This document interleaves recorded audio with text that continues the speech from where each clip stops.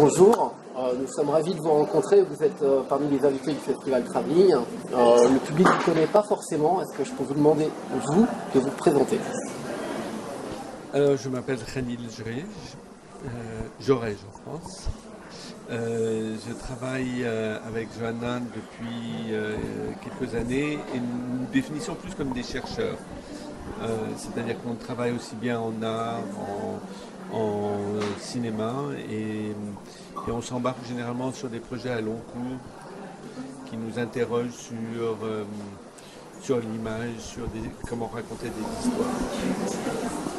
Alors, je m'appelle Johanna Adjitoma et je travaille avec Khalil Jorège sur des films, des images de tout genre, en art et en cinéma. Et ce qui nous intéresse, c'est raconter des histoires et réfléchir l'écriture de l'histoire et les imaginaires, comment se créent les imaginaires et comment ils évoluent. Est-ce que vous pouvez nous parler de votre rencontre? Vous travaillez tous les deux. À partir de quand vous avez commencé à travailler tous les deux? Alors attention, pour la rencontre, il faut du temps. Parce qu'on s'est rencontrés très jeunes. On s'est rencontrés à 11 ans, dans un village où on passait l'été. C'était en 1982. Il y avait une guerre un peu violente à ce moment-là. Et petit à petit, en fait, on s'est pas du tout supporté. Et on s'est retrouvés dans de multiples lieux différents, à de multiples âges, jusqu'à ce qu'on se dise que finalement, il valait mieux qu'on devienne amis, puis très amis, puis plus qu'amis. Et puis, on a décidé qu'en fait, notre façon pour nous de vivre ensemble, c'était de vraiment partager les choses. C'est ça qui nous intéressait. On n'avait pas envie de vivre des vies parallèles, mais on a été passionnés par les mêmes choses. Donc on a commencé très naturellement à mettre en commun ces images, mon écriture, et voilà, et à faire évoluer les choses et à tout partager, tout en étant très différents. Avec un premier projet peut-être? Quel était le premier projet? C'était un projet de vie avant d'être un projet cinématographique, parce qu'on n'a pas étudié ni l'art ni le cinéma. Alors déjà, il faut expliquer, pendant les guerres, quand il y avait des guerres dans une région, on devait fuir dans une autre. C'est pour ça qu'on n'arrêtait pas de se croiser. C'est tout petit le Liban, mais on n'arrêtait pas de se croiser. Après les guerres civiles, Johanna avait étudié les Sciences Po et moi le droit et la philo. Et on a décidé de faire des études ensemble. Donc on a fait de la littérature comparée et moderne et du théâtre. Et puis en fait on rêvait de faire des films, mais ça avait l'air inaccessible. Parce que d'abord au Liban, il n'y avait pas beaucoup de cinéma, ensuite on connaissait personne dans ce milieu, puis on se disait nous faire des films. Mais finalement, ça nous est tombé dessus. De là, on s'était dit ça va être difficile. On s'est mis à faire beaucoup d'images dans le centre-ville de Beyrouth après-guerre, et puis petit à petit, on a commencé à écrire une histoire, puis cette histoire a pris comme ça une sorte de forme étrange, puis elle a été sélectionnée dans un concours de scénario, puis c'est devenu un scénario, puis c'est devenu un film. Mais entre-temps, on avait commencé à faire pas mal de choses avec des photos, des expos ensemble. C'est une mise en commun, en fait, imaginaire. Cinéaste, artiste, vous voyez une différence entre les deux gestes, ou est-ce que l'un appartient à l'autre, dans un sens ou dans l'autre? Il y a forcément une différence de temporalité, déjà. On ne fait pas un film comme on fait, c'est-à-dire ça prend un temps différent. Et ce temps-là, il faut l'éprouver quand on fait un film. On cherche du financement, on le tourne, on le monte, voilà. Dans le projet artistique, souvent, il demande une maturité qui peut être très très longue aussi. Mais son geste est parfois plus immédiat. Mais pour nous, c'est une même recherche. On ne les sépare pas. On n'essaie pas de déjà considérer le cinéma comme un art, avec la valeur d'être une industrie, ça c'est Godard. Et la seconde chose, c'est de considérer que nos travaux plastiques ne sont pas du tout faits dans une... ils sont dans la continuité d'une même recherche. Donc pour nous, c'est très très important de considérer que c'est une même recherche, mais que chaque forme, on va nécessiter parfois l'interrogation d'un médium. Parfois on s'inscrit dans une histoire du cinéma, parfois une histoire des formes qui va avoir des conséquences et donc on a des temporalités qui sont différentes. Mais l'impulsion, c'est la même, c'est-à-dire la recherche, l'enquête. Ce qui nous pousse à passer plusieurs années autour d'un projet, c'est le même. Pour nous, il n'y a pas vraiment de limite. C'est une recherche commune. Une particularité, puisque vous êtes des cinéastes, c'est que vos films ont été achetés par des musées, des fonds d'art. Comment c'est arrivé ça? C'est pas le même genre de film. Un film, généralement les films de cinéma, leur valeur commerciale, on va dire, diminue dans le temps, parce que c'est des films, c'est le catalogue qui va. Alors que dans les films d'art, généralement, c'est des éditions limitées qui peuvent augmenter dans le temps. Donc, nous, nos films de cinéma, on essaye de ne pas trop les montrer dans les musées, parce que pour nous, on revendique la salle de cinéma comme un lieu de partage, un lieu commun. On peut reproduire une salle de cinéma dans un musée, mais ce n'est pas du tout la même chose, ce n'est pas le même dispositif. Donc, on revendique aussi la salle, le musée, comme lieu d'exposition, comme lieu de... Mais ce ne sont pas les mêmes. Disons que certains des films peuvent être montrés en même temps dans une salle de cinéma ou dans un lieu d'exposition ou achetés par des musées, tout ça. Mais les films de fiction qu'on a fait, ceux-là, il faut pour nous en tout cas, il faut qu'ils soient montrés en salle. Et on ne veut pas qu'ils soient financés dans le monde de l'art. Vous évoquiez tout à l'heure le fait que pour vous c'était un tout, le film de fiction et le travail plastique qu'il peut y avoir autour. Est-ce que si on prend que vos films de fiction, est-ce qu'ils se répondent les uns aux autres? Oui, il y a toujours des échos dans les films.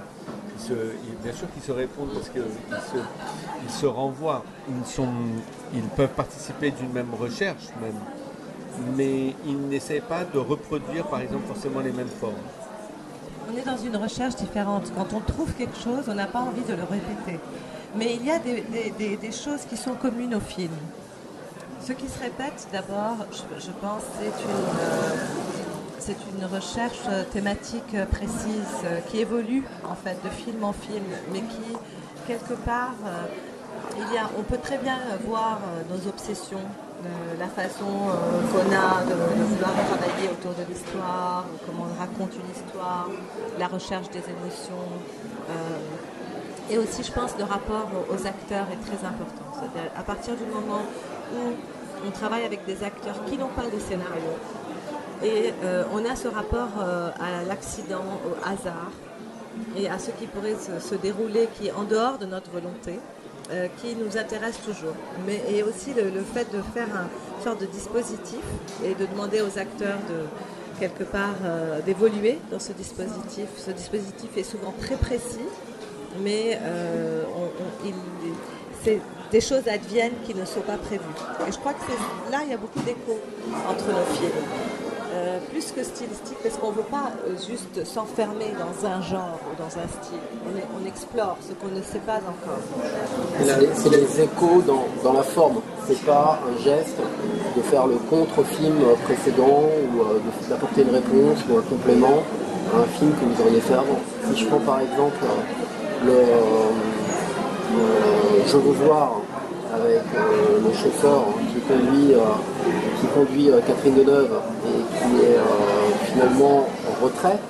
Après, on le voit en personnage principal et on le voit s'exprimer et parler intimement de lui et c'est un ton très différent. Par exemple, ça n'a pas été construit en réponse l'un de l'autre. En continuité, plutôt. Dans une continuité. C'est-à-dire, il y a des choses des éléments récurrents qu'on voit de film en film, des personnages qu'on retrouve. Des éléments obsessionnels qui reviennent. Il y a une démarche. La démarche, elle est assez... comme dit Joanne, il y a des obsessions, il y a une interrogation sur notre propre rapport à la narration, à l'histoire, au politique, à notre inscription dans un endroit. Donc on creuse un sillon, mais à partir du moment où on a interrogé certaines formes, qu'on a trouvé des réponses qui sont peut-être parfois que temporaires, elles ne sont pas définitives. Généralement, on essaye ça nous déplace. En fait, on est tout le temps ouvert à la rencontre et aux accidents, et ces accidents-là nous entraînent à chaque fois dans de nouveaux endroits. Maintenant, les films, non seulement se répondent, mais il y a véritablement des liens plastiques, thématiques, narratifs et même certaines figures. Pour nous, c'est très très important de voir comment une interrogation comme de notre premier long film de fiction, il y a des éléments il va être volé au Yémen, donc ça va créer un autre film. Ce film-là va réinterroger des formes comme le statut de l'image.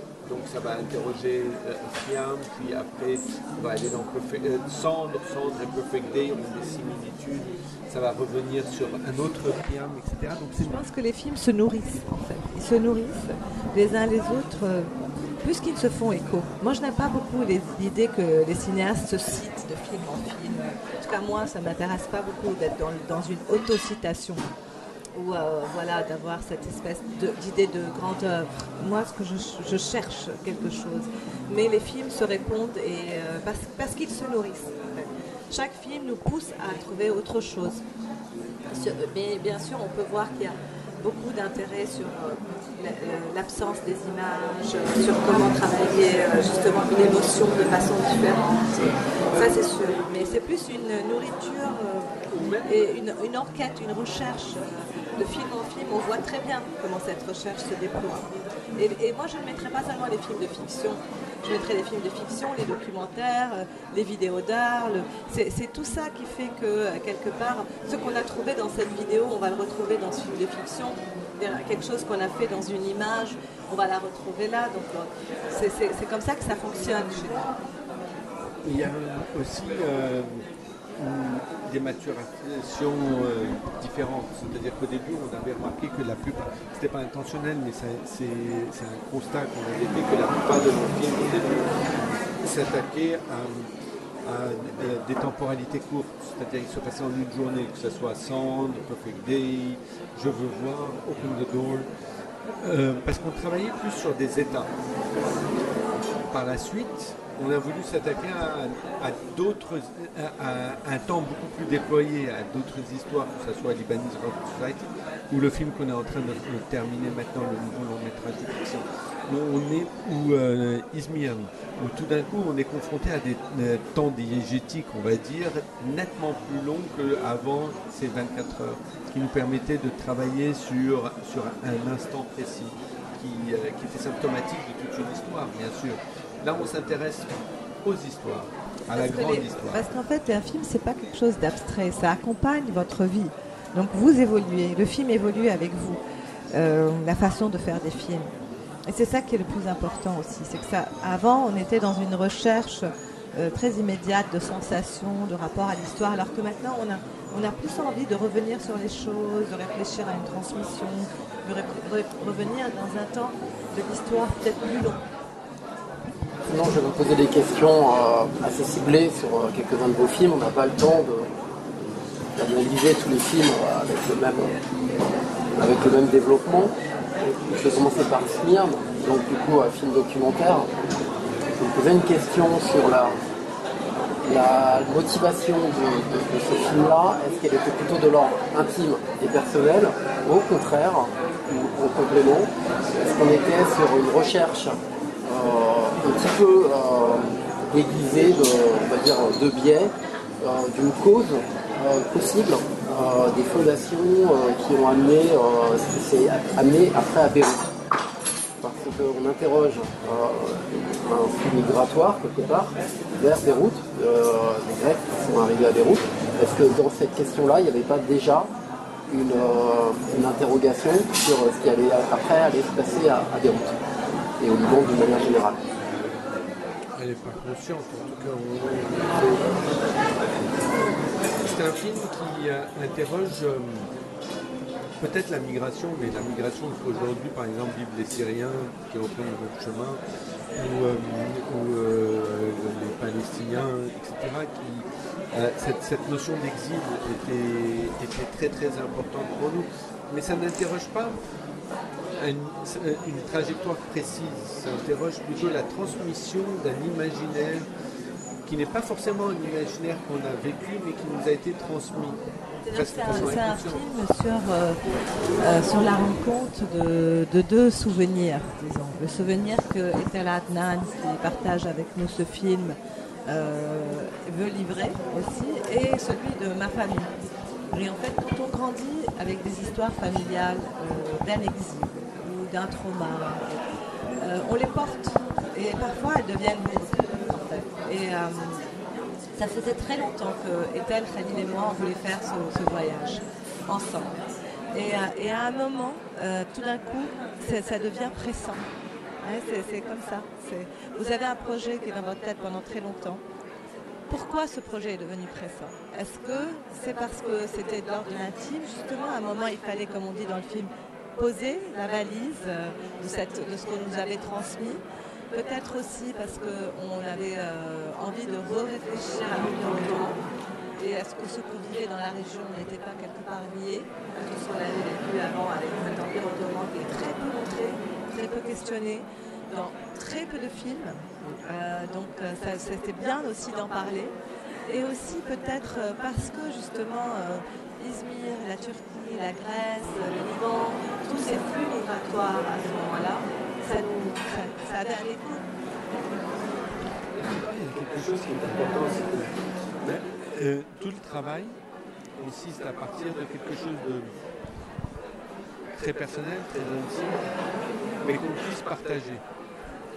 Cette notion de partage est fondamentale, parce que c'est à ce moment-là qu'il peut devenir public et qu'il peut être réapproprié par un spectateur, je vais parler d'un spectateur, qui va venir se reconnaître alors que ce n'est pas son histoire, mais elle fait écho, par rapport à ce qu'on disait tout à l'heure, à sa propre histoire. Même pour un René qui n'a jamais quitté Rennes, il peut se reconnaître dans cette histoire de transmission, de génération, d'imaginaire. Donc tout le travail est de sorte. On l'a senti ça très fort en fait. Quand on montre le film, on l'a montré à beaucoup de gens parce qu'il a fait partie d'expositions et au Jeu de Paume par exemple, il y a eu beaucoup de gens qui l'ont vu et beaucoup de messages à travers toutes nos projections de gens qui s'approprient le film. Et pas forcément parce qu'ils ont été déplacés, pas forcément parce qu'ils viennent de ce genre de famille, parce que ça parle à quelque chose de cette transmission. Et c'est ce que tu voulais dire peut-être, que on commence de l'intime et après, plus on est local, plus on parle au monde. Voilà. Moi je parle de The Perfect Day, moi je me suis arrêté sur la musique. Qui est de plus en plus présente au fur et à mesure du film et qui lui donne finalement quelque part pas son liant mais sa matière. Comment vous avez travaillé cette musique? Et j'ai vu que c'était le même groupe qu'on retrouve aussi sur d'autres de vos films. Oui. En fait sur Perfect Day c'est un film qui volontairement, narrativement est assez mince. Disons. Il y a un thème très fort dans le film qui est cette recherche du deuil, en fait, le rythme du deuil de ces deux personnages qui doivent annoncer aujourd'hui pour l'un la mort de son mari, pour l'autre enfin sa libération de ce poids qu'il porte depuis ces années d'un père absent ou kidnappé et qu'il n'a pas... Il veut vivre dans le présent, alors que sa mère vit dans le passé. En fait, il faut juste expliquer, parce que tout le monde ne le connaît pas. C'est au Liban, il y a 17 000 disparus. Dans la procédure pour quand quelqu'un est disparu, tout est figé.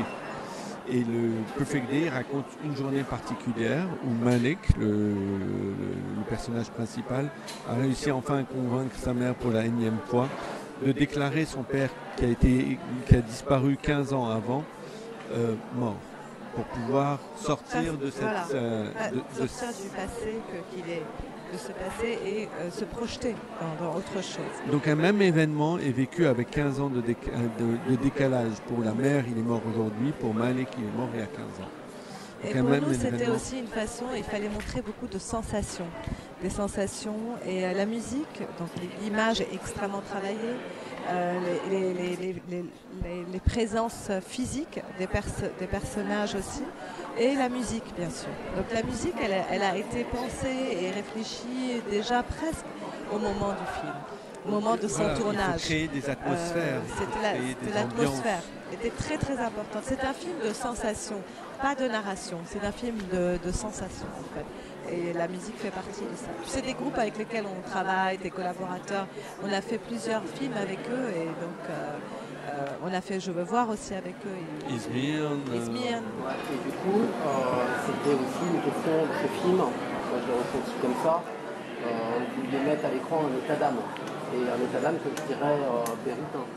Oui, mais un état d'âme, en fait, disons un état presque, un état très fort et pouvoir le faire ressentir. C'est une journée en fait qu'on traverse et c'est très proche aussi de notre vie, de ce que nous ressentons et c'était une façon très très sensorielle de montrer ce côté très sensoriel d'un cinéma qui n'est pas seulement narratif, où le narratif, il est narratif de plein de lieux. C'est pas le récit, disons, traditionnel, mais il n'arrête pas de raconter et de faire ressentir les choses. Je bascule sur Je veux voir, où du coup là j'ai quelques questions, puis il va falloir faire un petit peu rapide parce qu'on est presse. Est-ce que vous pouvez nous parler de la genèse? Est-ce que vous pouvez nous parler de la rencontre et de comment ça s'est passé avec Catherine Deneuve, comment vous avez travaillé avec Catherine Deneuve? Et précisément, il y a un petit point qui m'a permis de savoir, c'est un moment où il y a des mines.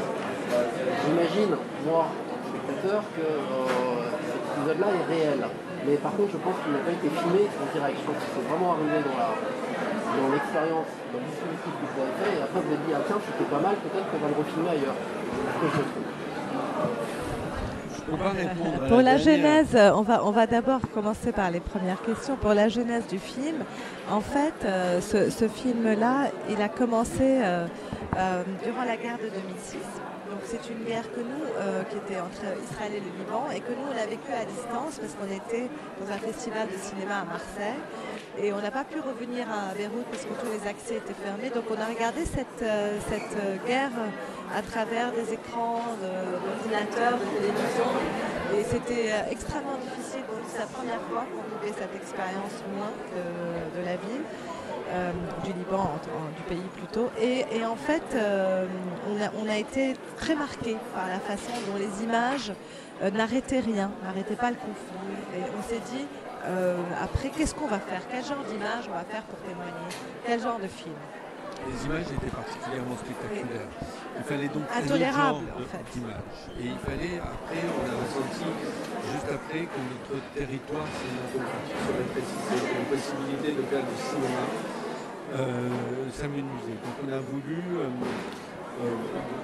il y avait des endroits où on pouvait tout filmer, il y avait des endroits où c'était devenu de plus en plus difficile. Donc on a voulu expérimenter, faire une expérience véritablement chimique, presque. On amenait un corps de cinéma pour une histoire du cinéma, pour l'introduire dans un dispositif qui ne semblait plus permettre ce genre de choses, pour essayer de voir qu'est-ce qui pouvait advenir et si on pouvait refaire un film de fiction. Quand il y a une guerre comme ça, en fait, il y a une rupture. La rupture est très forte. C'est une rupture avec notre histoire. Et nous, on a voulu invoquer une histoire du cinéma. Pour nous, cette histoire du cinéma, elle est représentée par Catherine Deneuve, qui est une actrice qu'on aime beaucoup. Et on s'est dit, cette actrice-là, elle peut raconter un cinéma qu'on aime et qu'on défend. Et en même temps, il y a un autre personnage qui est très important aussi dans le film, qui est Rabih Amroué, qui est un acteur avec lequel on a beaucoup travaillé, un ami, un artiste, un performeur formidable. Et on s'est dit, lui, il représentera notre histoire. Et ces deux histoires, il faut qu'elles se rencontrent pour qu'on puisse sortir, en tout cas, réfléchir cette rupture. Et donc, on a écrit une lettre à Catherine Deneuve et on lui a raconté un peu ce projet-là.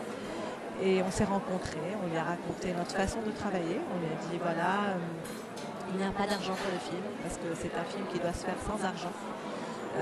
Parce que dans l'urgence, et puis aussi, après, on ne fait pas des films sur des guerres avec de l'argent, on le fait très vite.